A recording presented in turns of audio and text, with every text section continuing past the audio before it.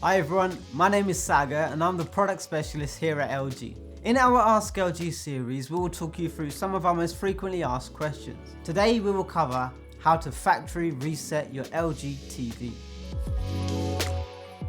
Carrying out a factory reset will revert your TV to the default settings as they were when you first took it out of the box.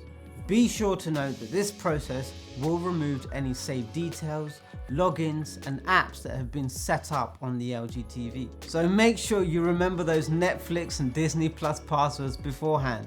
To get started, using your remote control, press the settings button, which will be the cog icon, and navigate to the all settings section. Locate general and then head to system. You can select the reset to initial settings and select the confirmation.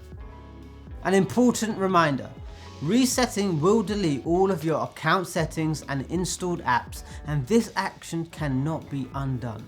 If you do wish to continue, then select the OK option provided. You may have to input a password or PIN if you have them set up on your TV. It's as simple as that. Your factory reset setting has now been complete.